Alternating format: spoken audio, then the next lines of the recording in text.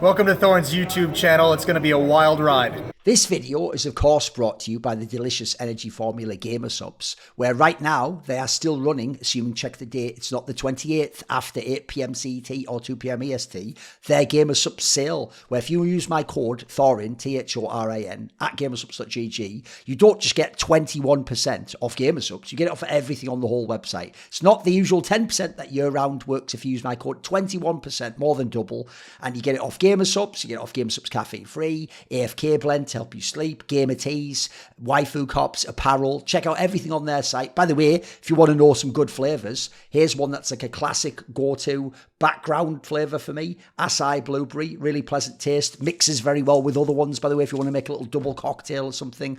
And also it's just such a sort of inoffensive flavor. I can't imagine anyone not liking it. If you want to make it stronger, just put less water in. Now, if you want to know some other flavors, like my favorite flavors, well, luckily for you, I already did a tier list of my favorite flavors for Gamer Supps, and I was very discriminating with it, which got into the S and the A tier. And yes, I did put some into the D tier. Not because there's any bad flavors, but they're my least favorites, or the ones that I don't drink, because I have access to all the flavors, so I can just have the flavors I like, can't I?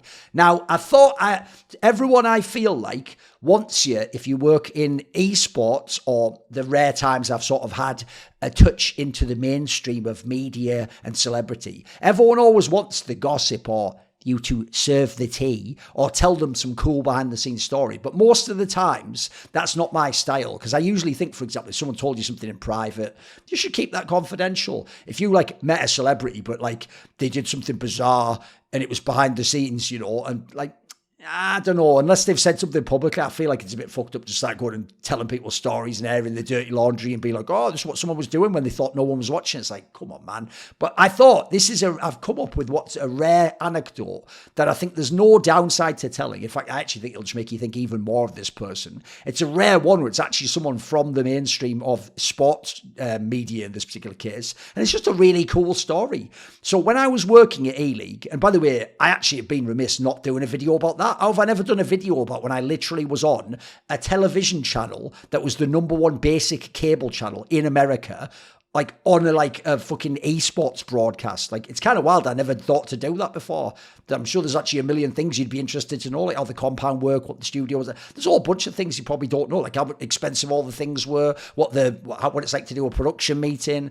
So I know Richard's told like the story when like I burned Shaq on CES or whatever. By the way, I'll probably do something about that myself in the future. But I thought this was a story because it's one that's just mine. There was only me and this person there at the time, so only he could tell the other side of the story. And I don't imagine he probably remembers it. He's had a million other people he's met since then, and he's done loads of other things in his life, and he's a very busy person.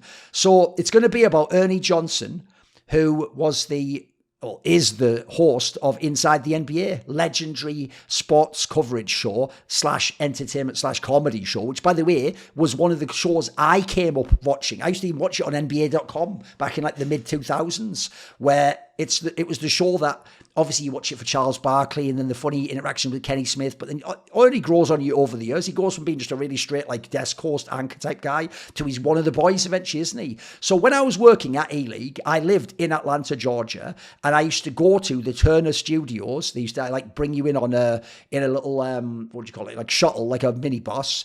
And they would pick you up. And what's funny is we initially were in a really expensive hotel, the W, but then eventually they got us like furnished apartments. It was fucking dope. I was in Midtown. It was baller. So they used to bring us in, and the studio we worked in was the studio where, as far as I know, I think they even did stuff like make like Adult Swim there as well. Just keep your kids away from some of those people. Anyway, no, that's just a joke. But when we would go there, our studio, which is past all these security areas with like fucking doors where you have to have your pass so they don't let you in, was right next to the studio where they filmed Inside the NBA. And those studios, by the way, it cost megabucks to run, and the cameras are all really expensive. You have loads of crew in there. Obviously, ours had that like rotating desk mechanism below that cost loads of money, apparently.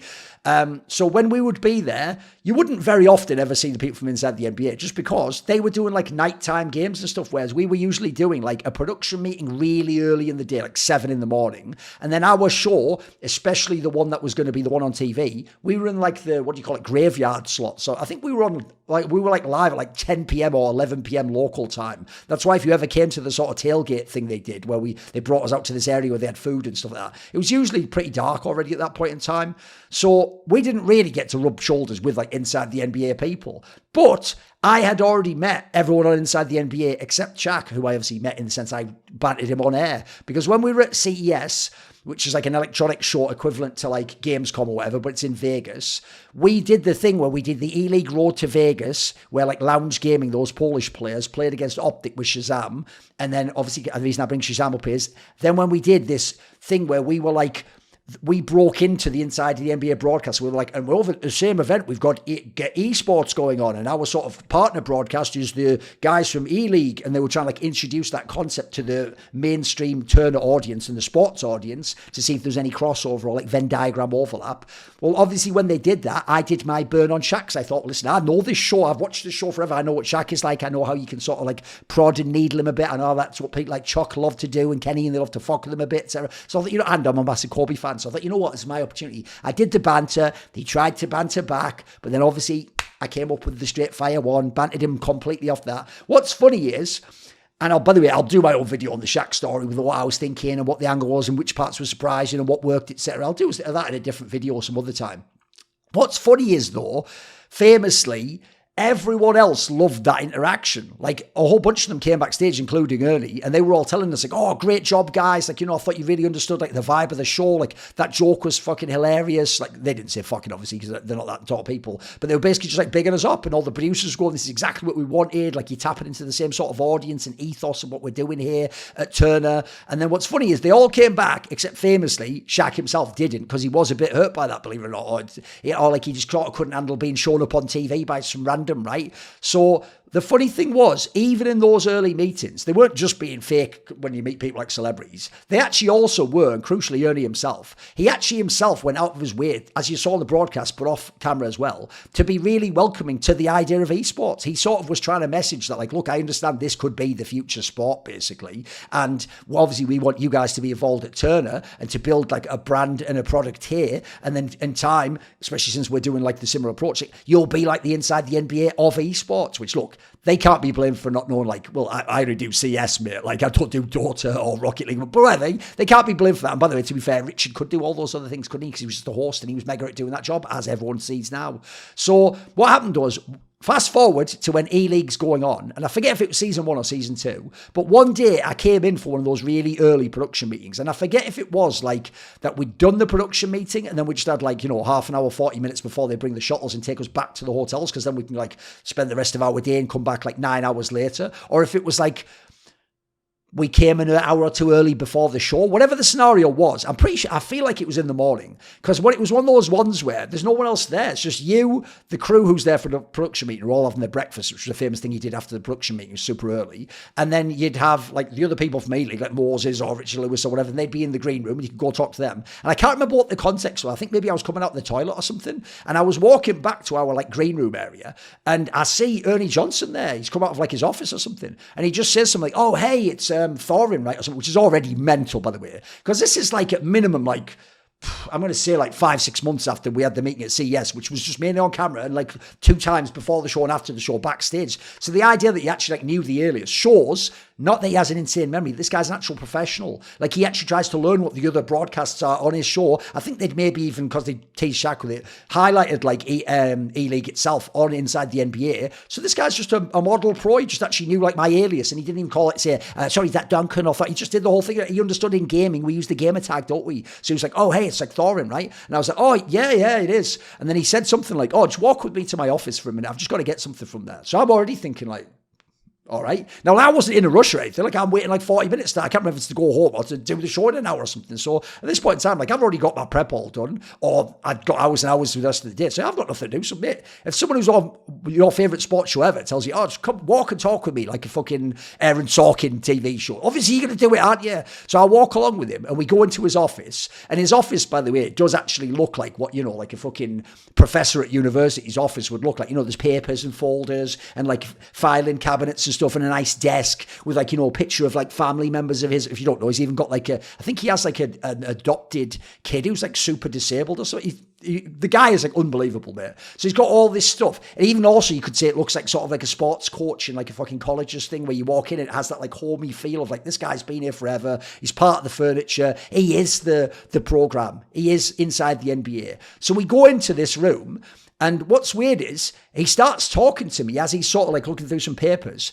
And it initially sounds like he's just doing small talk, just sort of like, how you finding things anyway? Like, you know, you settled in, like, oh, you know, like I've caught a broadcast or two. I see you guys are trying to do like, you know, a bit of a similar style to us. And what's funny is I realize he's not just doing that just to spend 5 minutes and he's just going to be like, anyway, see you later. I've got to go off now. He's actually just trying to like break the ice and warm me up and try and actually get me to sort of like give more than just like initial, well, yeah, it's going all right. Yeah, thanks. Yeah, I'm enjoying it. And what's funny is he starts basically like immediately, because he can see I'm receptive, just basically like telling me instead of asking like what like his vision would be for people like me at Turner. Which, by the way, I'm doing like either season 1 or season 2 of ELEAGUE, and I never treated that person like some way. I'm going to do it for 10 years. I thought, first of all, I don't really want to live in America long term. Also, let's even see how this works out. Like, spoiler, I was right. They didn't even do ELEAGUE season 3. They did like the smaller competitions after that. And they shortened the amount of days, and you didn't get paid as much as a result. And then sometimes, like, they were more scuffed with who they hired, and I thought they should have hired Yanko. So anyway, my headspace probably wasn't in a similar place to his. He was modelling me like someone joining a network, and they're going to be part of the network. So what was cool was, though, he started basically talking to me. Essentially, the theme would be about what it means to be part of the Turner family. And he was one of those people, not in a sinister corporate way, who used family in the notion of like, look, if you're Shaq and Kenny and him, you are like brothers, your family, like you're going to be there for years and years and years. You've not only got to get along with each other, you got to like enjoy working with each other. You've got to have camaraderie. Also, you also want to understand the theme of the network of the show and fit your personality to that and the jokes to that and make everything feel comfy and feel cool, right? And so he was basically talking about like, you know, and this is what it like we do at Turner here. And obviously you'll see, yeah, just like on our show, we allow people to sort of like be a little bit more, I didn't say spicy, but you know, we let loose a little bit more. We joke a little bit more, we entertain, but at the same time we're doing analysis, you know, we're watching the games, we've got the big names there to talk about. He's doing this and he's relating it to ELEAGUE the whole time, and he's telling me all this stuff about how, like, you know, he hopes we like find our footing here at the network and that actually we could become mainstays ourselves within the esports field, and as that grows he understands it's a new frontier in media and sports, and that could be the sport of the future, and one day essentially we could be inside the NBA but for esports. And I can tell he's got this like old school broadcast mentality too, where it's like, right, this is what it means to be here. Like, I hope this is like a job for life, like it's been for me. And he's almost given me the vibe of like, you know, I've enjoyed it myself working here for so many years. Like, imagine what it'll be like when you've been here a year or two, and you know, in the future maybe there's crossover actually between the shows, etc., and we can work with each other. And I was already thinking, like, this is wild, because first of all, I am the only person here. And I've only done like a season or two of ELEAGUE. And if you ever saw ELEAGUE, it was actually a little bit, it was way more limited than inside the NBA. We only had a few minutes to talk most of the time. So the craziest thing was, because I'm the only one there, he can't, unless he's for some, I don't know what the con would possibly be to trick me and think he's cool. Like, he couldn't be doing it for an audience. No one was filming. No one else even from ELEAGUE was there. There's no boss there or someone who works with him going, wow, what a cool guy. Yes. Oh, look, he even makes time for the lowly esports guy who's ginger from the UK. No, this guy just did it for his own benefit. And for my benefit, quite frankly. Like, he wasn't trying to get brownie points for someone. And if you don't know, he's one of those people where I could already tell from the like atmosphere in his office. I could tell from his manner in how he talked to me and how he engaged me and how he tried to find like even footing and treated me like I was actually an equal with him, even though I'm definitely not in the broadcast world. He's an actual legend and Hall of Famer. I'm a guy who's done like some desks where I go, Flusher probably cheats. JW's fat, isn't he? This is how Shoxy sounds. Ooh la la. And then a bit of CS analysis. He's treating me like I am Charles Barkley and I'm going to be part of the furniture there. And like I'm a must hire and I'm part of his family, his actual work family in this scenario. And that's, by the way, our little fucking esports broadcast is comparable to inside the NBA. And so what's funny is a lot of the things you might have seen about the profile of Ernie Johnson off the show, apparently, as far as I can tell, they're true. I could tell just from seeing the pictures on his desk, the things, the little mementos he kept like on this board or at the other parts of the desk, and little things that he'd been given by his family members and to remind him of things. I could tell he is actually a Christian man. He's a guy who has good values. He's a family man. He's a hard worker. By the way, he could take a joke. He can also be the straight man in a joke. And he knows, like you saw there, when to sort of be like the mentor or the fatherly figure or the uncle, the big brother, and sort of reel it in to keep you safe. Like, if you don't know, he does a thing that I think's really dope, which is when you've seen people like Charles Barkley absolutely have fucked up on that show and in public and said things that were crazy, and not just like funny crazy, but got them like Kanye West style in trouble. He's the kind of guy I can tell for real, where he took that on himself and was like, that's on me. I should actually have helped you there. I should have jumped in. I should have reeled you in. I knew we were getting a bit out of bounds there. I could sense there was danger. I could have redirected it. I could have said, well, gosh, he doesn't mean that. This guy's just super legit. And the reason why that was actually so important is because, first of all, that's a really touching gesture. Especially, by the way, because we didn't last. I didn't last. And I wasn't even there past season 2, which might even have been when this conversation was.